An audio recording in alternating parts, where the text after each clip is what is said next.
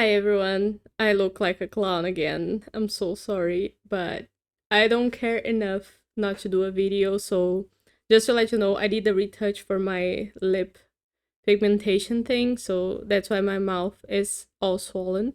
I may have some hard time talking today, but we're gonna focus on Clues by Sam. And if it's your first time here and you're new to Clues by Sam, it is a daily puzzle where there are 20 people on a board. Each of them is either a criminal or an innocent, and you gotta find out what they are using the help of the clues that they might give you. And we do this every day here on the channel. I find that if I smile, it doesn't look as bad, so I'm gonna try to do this whole video uncannily smiling, and I'm gonna start the puzzle and explain my logic as I go. So if you wanna play along, there is a link in the description to take you to 2 days, and we're gonna start now. So we start with Raoul telling us there are exactly 2 incidents between Alice and Donald. There's 2 people between Alice and Donald, so both of them have to be innocent. It's also funny. So Barney now says there's an odd number of criminals to the right of Julie. Julie has 3 people to her right, so an odd number of those are criminals, which means that either one of them or all 3 are criminals, but we don't know how many yet. Those are the possibilities for odd numbers. Chuck says that Hilda and Tina have only one innocent neighbor in common. Hilda and Tina have 2 people neighboring them in common. Only one of those 2 is an innocent, which means the other one is a criminal. And now we know that Max and Nicole, who neighbor Hilda and Tina, are to the right of Julie. So that means that there's only one criminal here, right? If there's one innocent, that means that there couldn't be 3 criminals to the right of Julie. So we know that there's only one criminal. That makes Kay, who is not neighboring Hilda or Tina, an innocent, because we have only one criminal here. Kay says that row 4 is the only row with exactly 3 innocents. Oh, so we know there's 2 innocents in row 3, which means there couldn't be a third because row 4 is the only row with 3, so Julie is not an innocent, she's a criminal then.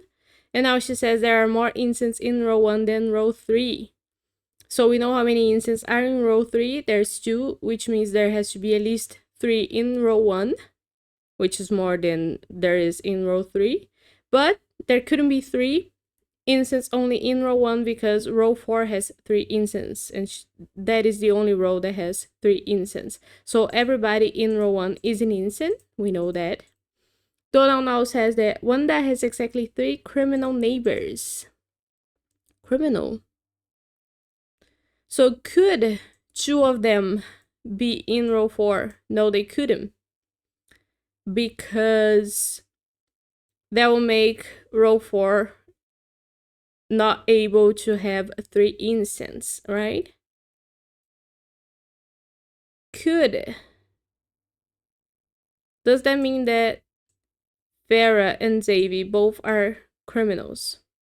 Because one needs 3, right? There could only be 1 in row 4, so the only other 2 people that neighbor her have to be criminals to total 3 for us, but we still don't know who among Oscar or Phil are criminal or is a criminal. And the thing is, we couldn't have opposites here because if we had only one, even one innocent in row 5 neighboring Wanda, then we would have to have 2 people being criminals in row 4, right?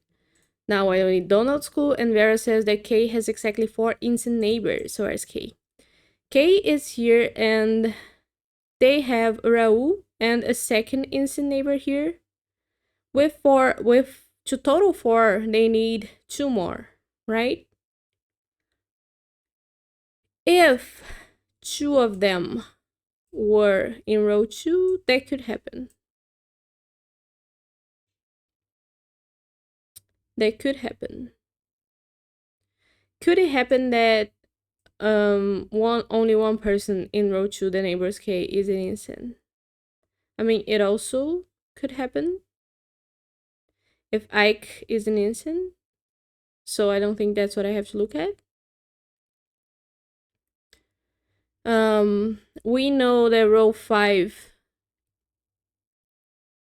No, we don't know that it needs a second or a third criminal. Because it couldn't have 3 instance. There's no way for this row to have 3 instance. So what am I looking for here? K has 4 instant neighbors, so 2 we know about. 3, 4. If we made Max an innocent, that will make Nicole a criminal. And that's 3 instant neighbors for K. So that puts only one of them in row 2, which we already saw that works.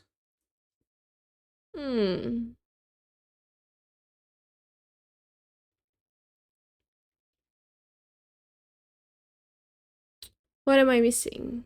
K has exactly 4 instant neighbors. Let me go through the clues again. There's an odd number of criminals to right of Julie. Yeah. Hilda and Tina have only 1 instant in common. Yeah. Wanda has 3 criminal neighbors. Okay. There are more instants in row 1 than row 3. Row 4 is the only row with 3 instants. Clear the lower text. There are exactly 2 instances between Alice and Donald. We don't need that. K has exactly 4 instant neighbors. This is what's tripping me up. Are we looking at Ike always being a criminal? Because if K has 2 instant neighbors in row 2, then that means that Ike has to be a criminal so that row 2 doesn't have 3 instances like row 4.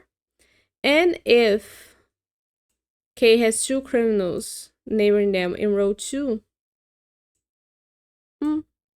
that doesn't mean that Ike couldn't be a criminal. Because we don't know anything about rows with 3 criminals. Or do we? I don't think we do.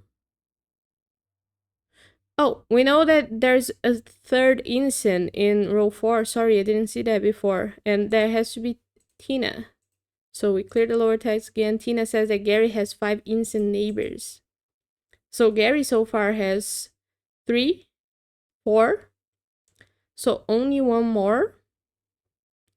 And whichever person is the 5th instant neighbor for Gary is going to be shared with K.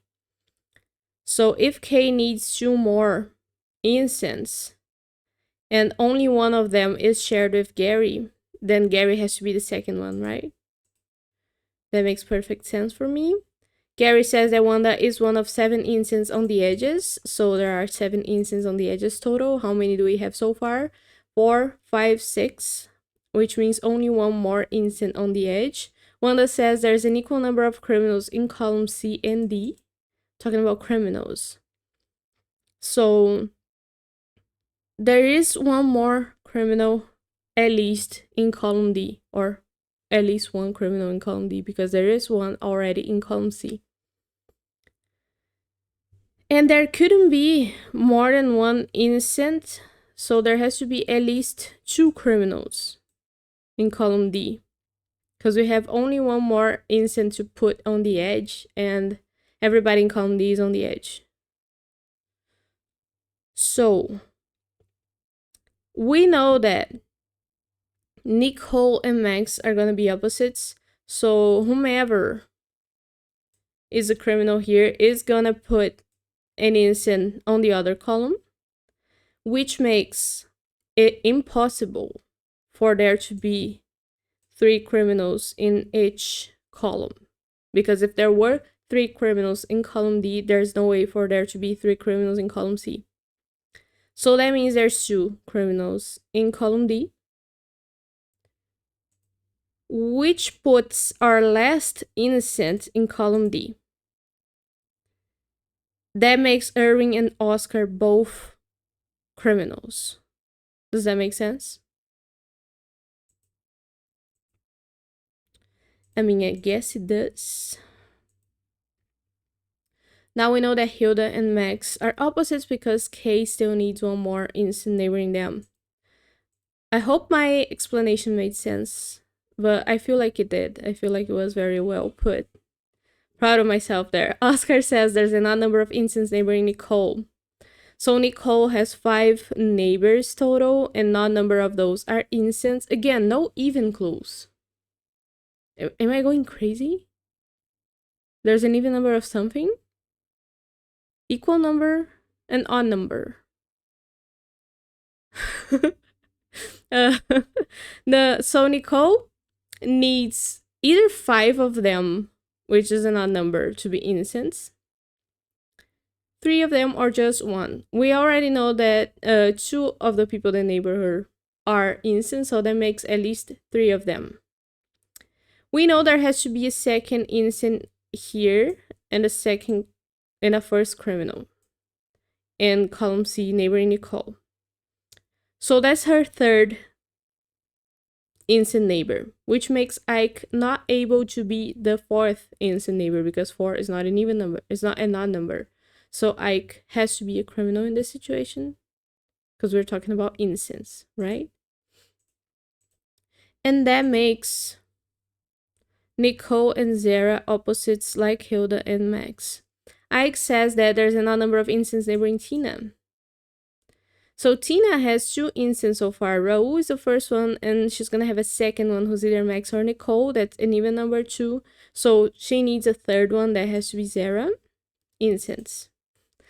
And now we know that the second criminal for column D is Nicole, and that makes Max an incense, which makes Hilda a criminal. And we are done the puzzle. Very good, very good. Nice. Quick one. Only 27%. I feel like that logic there between column C and column D was fairly tricky to get. And I'm very, very proud of myself for getting it so quickly. So I'm happy with today's video. I am not sure I'm gonna do the live streaming today. I think I'm gonna push it for tomorrow, Sunday, because of the whole thing.